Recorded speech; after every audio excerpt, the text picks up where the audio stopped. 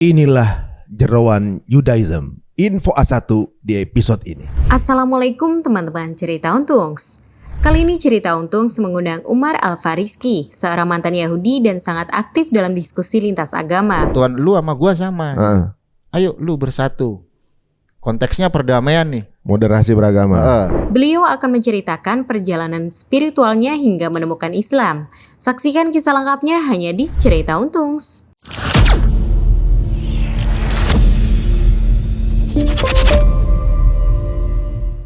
Assalamualaikum warahmatullahi wabarakatuh. Apa kabar semua pemirsa cerita Untungs? Alhamdulillah kita bisa bertemu kembali ya. Terima kasih untuk supportnya selalu untuk channel ini. Semoga setelah mendengarkan cerita Untung beruntung mendapatkan ada informasi dan edukasi baru yang jarang mungkin didapatkan di tempat lain. Nah sekarang kenapa saya bilang Jeroan Judaism? Karena saya akan ngobrol dengan seseorang yang pernah masuk ke dalam jaringan Judaism ini langsung A1 ya. Sebelumnya kita dengar salah satu ustadz di Amerika pernah masuk ke dalam komunitas American Jewish Community. Kali ini bahkan masuk menjadi Judaism. Langsung saja kita akan ketemu dengan Bang Umar. Assalamualaikum warahmatullahi wabarakatuh. Waalaikumsalam warahmatullahi wabarakatuh, Bang Ari. Aduh, sehat Bang?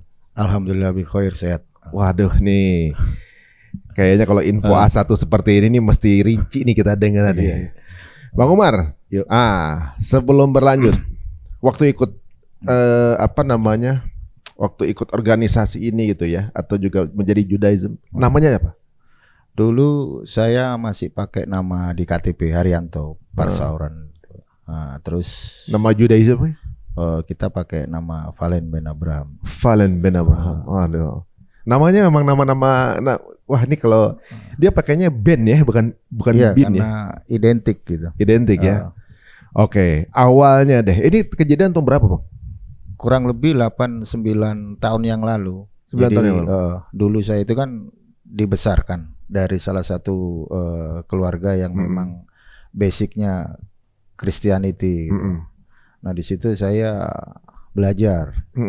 Belajar itu terkait masalah religion untuk pribadi saya dan saya sering bertanya kepada Pak Pendeta. Terus habis itu ikut yang namanya kayak semacam kayak kajian gitu di internal Kristen gitu. Terus ikut dalam suatu kayak semacam pelayanan gitu. Setelah katekisasi itu kurang lebih 4-5-6 bulan itu saya terjun di lapangan kayak pelayanan ngebantu orang-orang miskin gitu.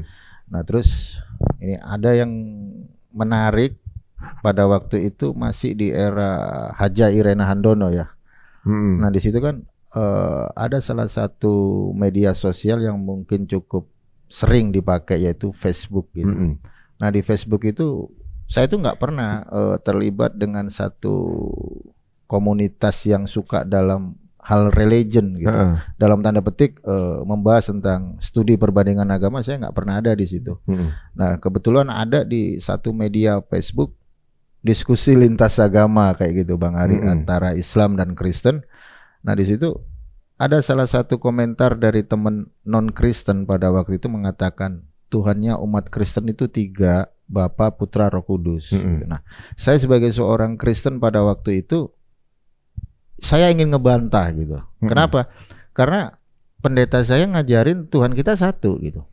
Nah terus saya bilang itu, saya komentari, enggak, Tuhannya umat Kristen satu gitu. Terus saya dikasih balasan komentar, ada satu link.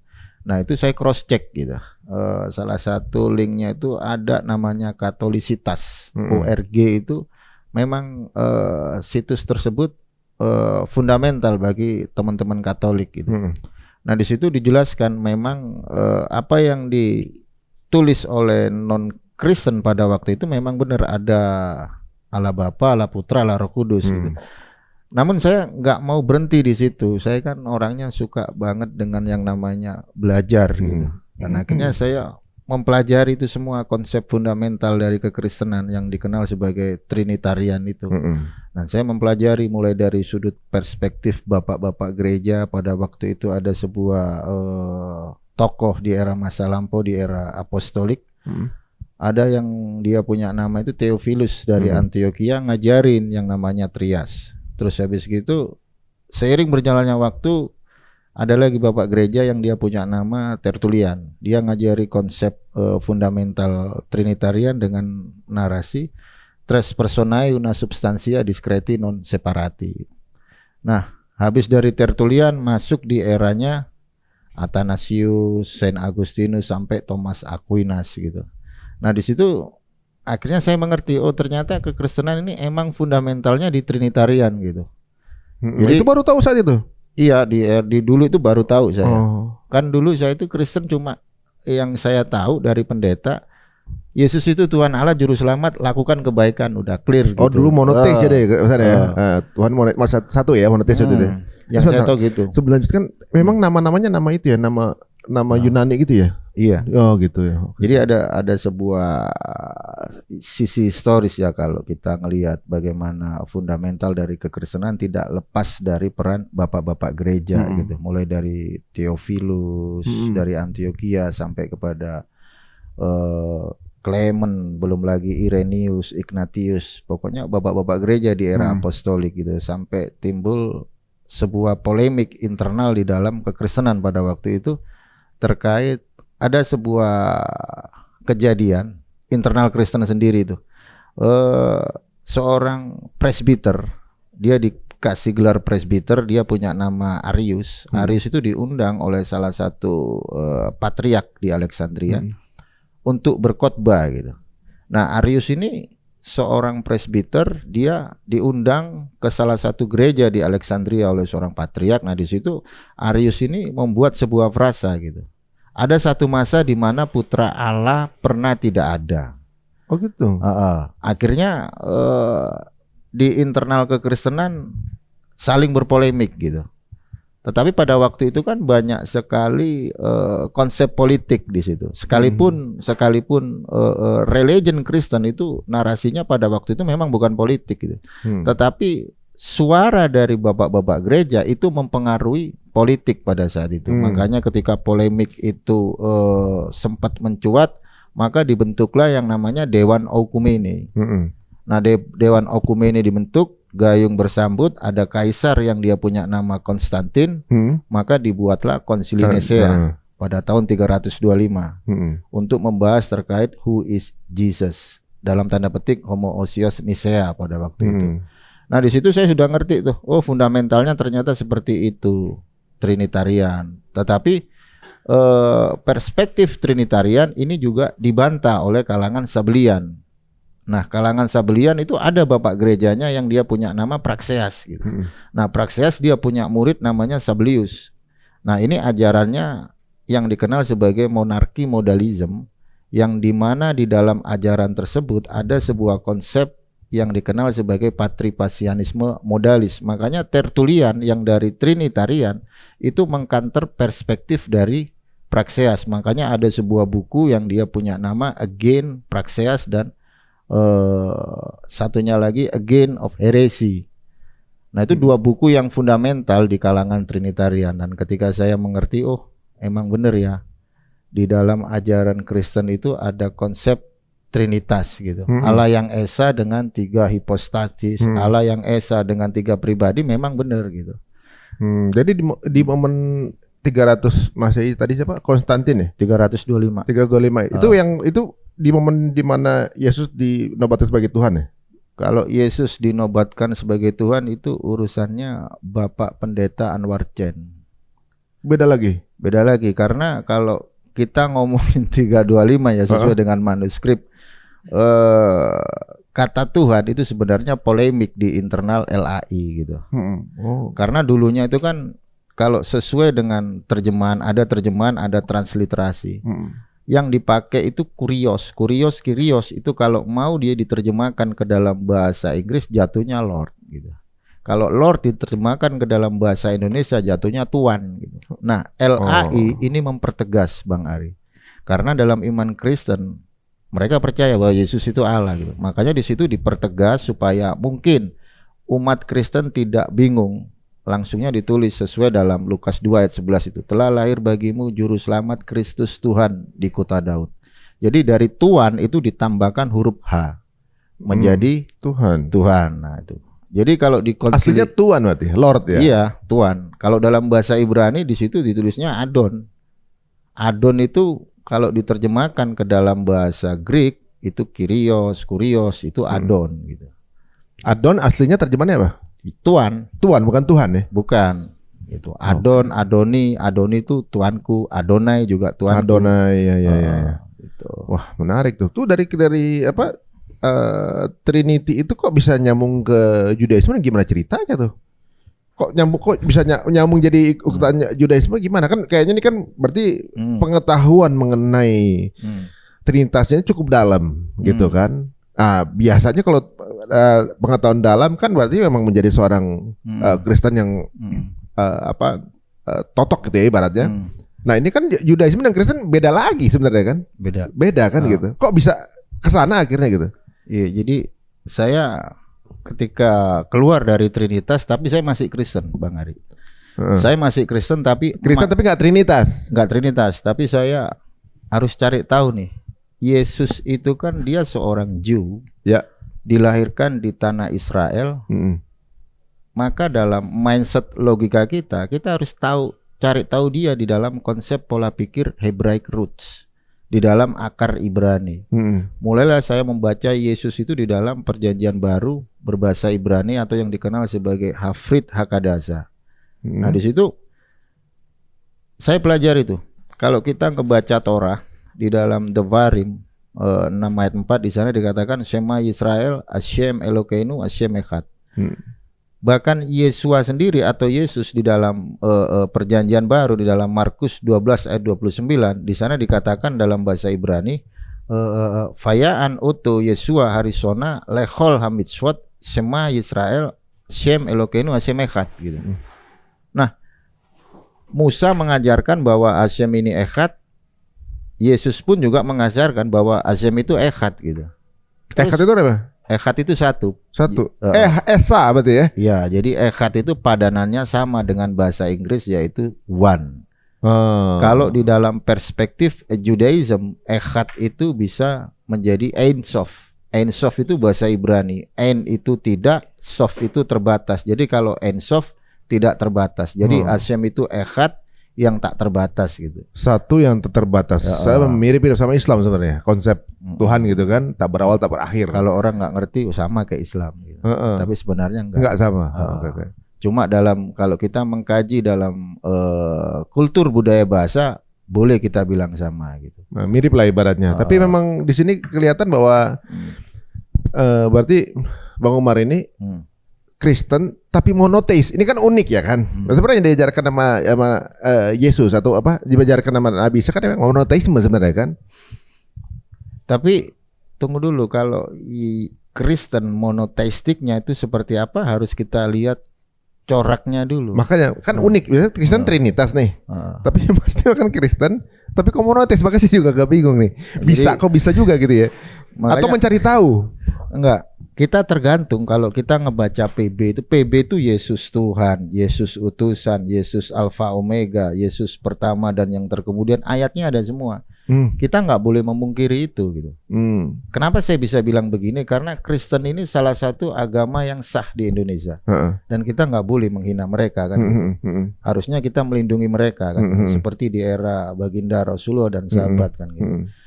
LAI sendiri sudah mengeluarkan itu kitab mereka dan itu memang tertulis Tuhan gitu. Nah, kalau kita bilang Kristen itu monoteistik, dalam imannya memang seperti itu. Tetapi kalau kita bedah secara luas, Trinitarian di dalam perspektif Judaism itu bukan lagi monoteistik gitu. Jadi everything about Jesus, kalau Yesus, segalanya tentang Yesus, kalau Yesus itu dia punya natur manusia, itu nggak bisa dikatakan sang pencipta. Makanya di dalam Torah di sana dikatakan Lo is El, Allah itu bukan manusia. Bahkan di dalam Torah juga dijelaskan Lo yiye leka Elohim akhrim al-panai, jangan ada padamu ilah lain di hadapanku. Makanya di dalam Judaism ada yang dikenal sebagai Shlosa Asar Ikarim, 13 prinsip iman Judaism yang sudah dikodifikasi sama Rabbi Moshe ben Maimon. Jadi Allah kalau digambarkan dia dalam bentuk fisik secara flesh atau secara daging itu Avodah Zarah. atau idolatry. Nah, Judaism nggak menerima itu. Nggak menerima idolatry ya. Idolatry. Nah, kalau Kristen menyatakan mereka bahwa Tuhan konsep religion mereka monoteistik, mereka punya corak tersendiri. Trinitas saja itu dibilang monoteistik sama mereka. Oh gitu. Sementara kalau kita mempelajari etimologi dari Trinitas, Trinitas itu kan berbicara terkait dengan suatu number gitu, angka. Makanya dari teman-teman Trinitas itu mereka selalu bilang Trinitas itu bukan tentang keberapaan Allah, tetapi tentang kebagaimanaan Allah gitu. Nah itu nanti jatuhnya ke diskusi. Benar. Narasinya beda ternyata ya. Beda.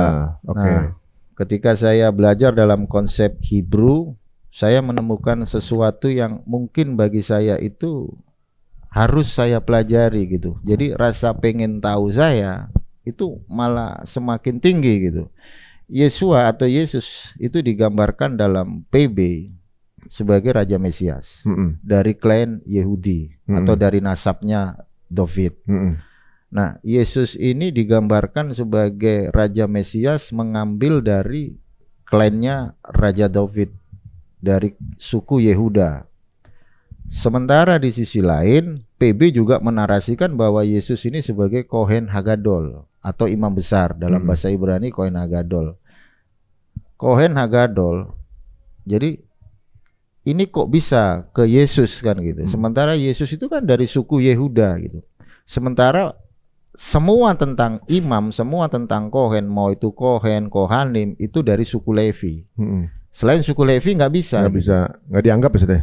Bahkan New Testament dengan berani menarasikan Yesus sebagai imam besar itu menurut peraturan Melkisedek gitu. Nah saya flashback ke kitab masa lampau, kan Melkisedek ini sebuah tokoh yang dimana tidak berawal akhir. Bukan. Menurut PB. Gitu. Menurut PB. Narasi PB seperti itu. Dia tidak berbapak, tidak beribu, harinya tidak berawal, tidak berakhir. Gitu. Nah, saya otomatis flashback nih ke kitab masa lampau pada waktu itu. Saya kan masih Kristen. Dari Kristen ke mindset Hebrew, yang saya pakai tetap kitabnya umat Kristen kan gitu. Oh ini saya nggak bisa seperti ini kan gitu. Mau nggak mau, suka tidak suka, saya harus pure ke Judaism. Nah kebetulan saya ada nih temen ya kan. Salah satu komunitas yang dulu pernah ada di Jakarta namanya Etskayim. Nah, di situ ada Mora Eliseva dan juga ada Moreleo dan banyak para rabi dari kalangan Judaism. Nah, jadi ketika saya bertemu dengan komunitas Etskayim, saya mempelajari dulu nih, apa sih itu Etskayim kan gitu. Ternyata ada sebuah komunitas Jew di Indonesia yang dimana di sana ada Mori Eliseva dan juga ada Bapak Leo kan gitu. Saya baca itu kan. Jadi komunitas Etskayim ini didirikan sama Jewish yang dia punya keturunan darah Yahudi tapi dia tinggal di diaspora gitu. Diaspora itu ibaratnya tinggal di luar Israel, tapi dia punya darah Jewish gitu. Nah, tujuan mereka mendirikan komunitas Etskayim itu adalah membantah narasi dari para misionaris gitu. Dalam tanda petik kekristenan kan gitu. Kenapa? Karena Kristen memakai kitab mereka gitu. Dan narasinya juga beda kan gitu. Nah, di situ saya ngelihat semua. Saya lihat ini narasumbernya siapa kan gitu. Ternyata di situ Etskayim itu diawasi sama Rabbi Tovia Singer gitu. Nah, akhirnya saya masuklah di situ. Kalau dalam bahasa Jewnya itu kita convert di situ, belajar untuk convert menjadi seorang Judaism. Nah, langsung kita diajar sama dua rabi. Mualaf Yahudi jadi nih. Kalau di itu ya seperti itulah.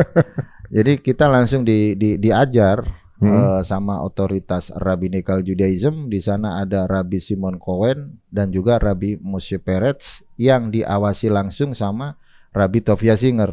Makanya para talmid di Judaism dia pasti punya rabi itu lebih dari satu. Pasti 2-3. Itu di handphone saya itu ada 11 rabi. Di handphone saya dan sampai sekarang saya masih berhubungan. Kadang kalau saya ada diskusi lintas agama apa yang saya tidak tahu tentang Judaism, saya telepon rabi itu gitu. Nah, kayak gitu. Dan di situ saya pure ke Judaism gitu. Ada Bnei Noah dan ada Bnei Israel. Jadi kalau kita mau ke Judaism yang Bnei Noah, kita diajarkan Sefa Mitzvot Bnei Noah nih, 7 perintah Nuh. Kalau kita mau konversinya ke Bnei Israel, kita diajari Torah Baruk Sinai gitu. Jadi sesuai dengan apa yang dinarasikan sama Rabbi Moshe ben Maimon yang dia punya akronim Rambam yang ada tertulis di dalam Pirkei Avot. Pirkei Avot itu salah satu kitab yang dipegang oleh kalangan Judaism. Di sana dikatakan Moshe kibel Torah misine umsara leosua lezekenim. Jadi Musa itu menerima Torah dari Sinai, diteruskan kepada Yehosua bin Nun. Yehosua bin Nun diteruskan kepada orang-orang bijak atau para sekenim. Orang-orang bijak diteruskan kepada para nabi, neviim. Dari para nabi diteruskan kepada majelis besar atau Knesset Hagedolah. Dari Knesset Hagedolah itu turun-temurun sampai ke para rabi, ke kita. Nah gitu. Jadi ajaran kita itu turun-temurun dari situ ya. Nenek moyang kita gitu. Yaitu yang dikenal sebagai Ivri. Di zaman Abraham itu dikenal sebagai Ivri. Di zaman Moshe Rabbeinu dikenal sebagai Bnei Yisrael. Setelah zaman Nabi Musa, bangsa Israel masuk ke dalam pembuangan Babel, disebut sebagai Yehudi. Setelah era pembuangan Babel masuk ke era Second Temple atau Bait Suci kedua, disebut sebagai kalangan Farisi. Nah, di era postmodern ini mereka disebut sebagai Orthodox Judaism sampai timbulnya yang namanya sebuah negara palsu, Israel 1948, yang dimana di sana ada seorang tokoh bernama Theodorus. Dan ada juga sebuah tokoh bapaknya dari segala bapak Zionism, yaitu Rabbi Abraham Ishak siapa gitu. Itu bapak dari segala Zionis. Bapaknya itu malah? Bapak dari segala Zionis. Rothschild ya? Bukan. Jadi kalau Theodor itu banyak yang orang tahu Bang Hari. Itu kan sering muncul di media-media mainstream. Kalau ngomongin Zionis pasti orang mindsetnya itu akan ke Theodors kan gitu. Padahal sebelum Theodors itu ada seorang Zionis juga, penggagas Zionis namanya Rabbi Abraham Ishak, yang dimana dia dulu lahir di wilayah Lituania, di Lituania kalau nggak salah itu. Terus habis itu dia hijrah ke Palestina tahun 1900 berapa itu. Habis dari Palestina dia menjadi rabi kota di daerah Java kalau nggak salah. Terus tahun 1900 berapa itu dia menjadi kepala rabi di Yerusalem. Oh, dia ikutan hijrah juga ada dari dia sebelumnya dari negara mana? Dia lahir di Lituania. Yang Rabbi Abraham itu ya. Ikutan tahun 40-an itu ke tahun 1000, dia lahir tahun 1800 sekian, tahun 1900 dia hijrah ke Palestina. Ke Palestina sampai dia menjadi seorang kepala rabi atau chief rabi di Yerusalem. Akhirnya muncul narasi dari Theodorus yang pada waktu itu di era Ottoman kalau nggak salah. Oh, Theodor Herzl ya, bukan? Ya itu Theodorus. Nah itu munculnya sebuah Zionism yang dimana sekarang mereka mendapatkan hadiah dari Inggris gitu. Jadi Israel 1948 yang sekarang itu bukan Israel di era masa lampau. Beda ya.